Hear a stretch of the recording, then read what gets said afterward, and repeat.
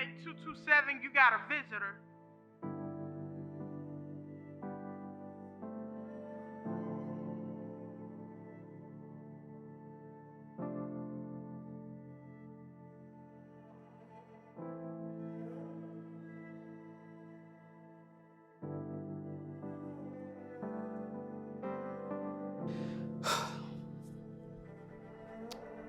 I'm gonna talk, and you're gonna listen, and quite frankly, I don't need you to say a doggone word.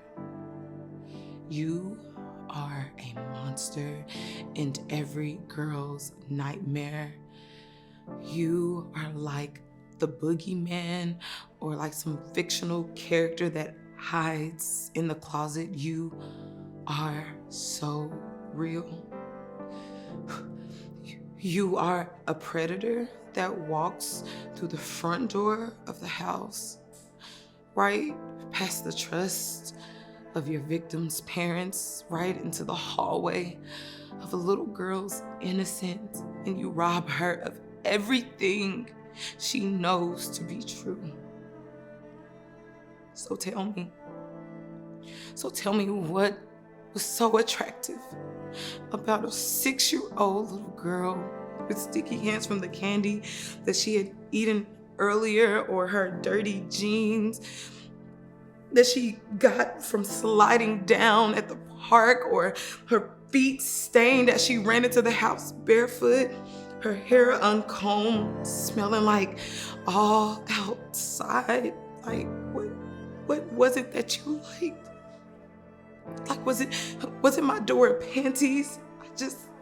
I don't. No, you got Shut up!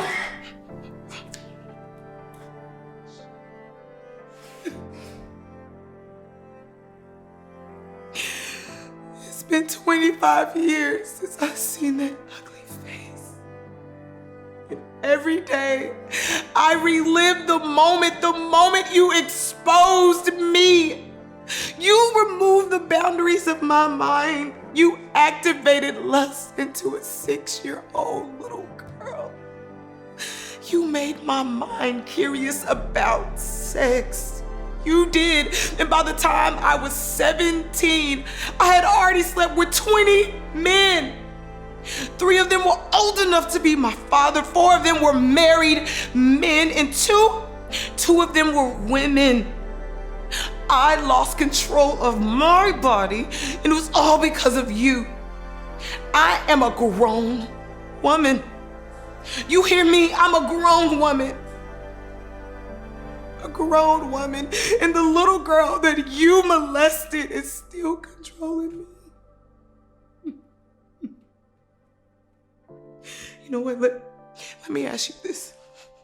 Let me ask you this one thing. You still wear Juke cologne, don't you? You want to know how I know?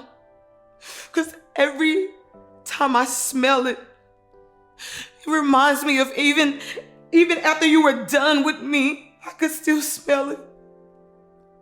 And I still can't get it off. I try to still get it off, and I can't.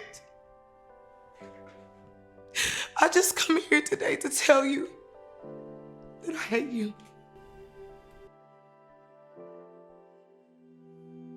I'm sorry. I'm so sorry.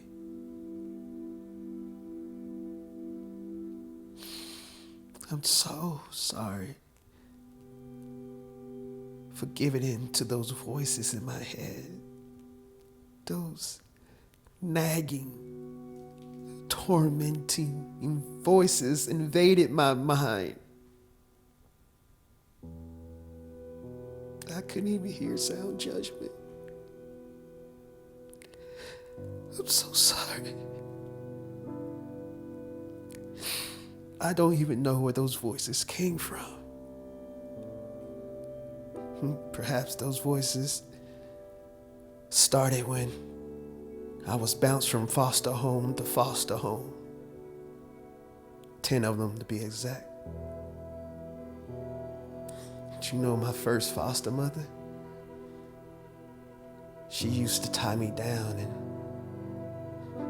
use me in her demon summoning rituals. and cutting me. I didn't know if I was going to live or die. You know, in my second foster home, my foster father, he used to force me to watch porn with him. And afterwards, he used my body as a substitute for his hands. And my third, no, it wasn't my fourth. One of them, my sweet old foster mother. She used to lock me in a closet for weeks. No food, no water, just sitting there in my own feces. Yeah. That's maybe where those voices started from. They controlled me. They invaded me. They made me do things that I didn't want to do. Those voices.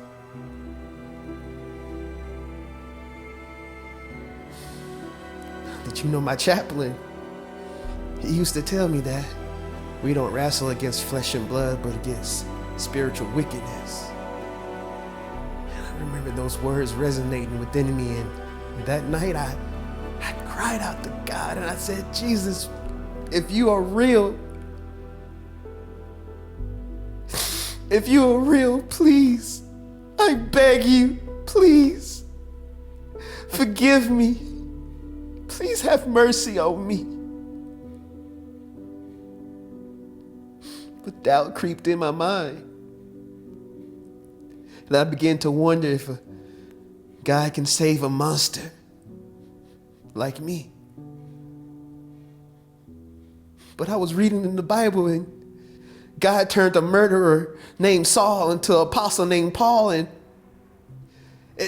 Moses was a murderer, and Rahab was a prostitute, and Abraham, he lied, and if God can save them, he can for sure save me, right? Right? The thing that gets me is, what if I wound up freed and set free? But my victims, they stay bound and chained in unforgiveness. Maybe that's one of you in this room today. Maybe that you never had the opportunity to confront your offender. And now you're angry, you're hurt, you're disgusted, you feel with unforgiveness, as if it happened to you yesterday.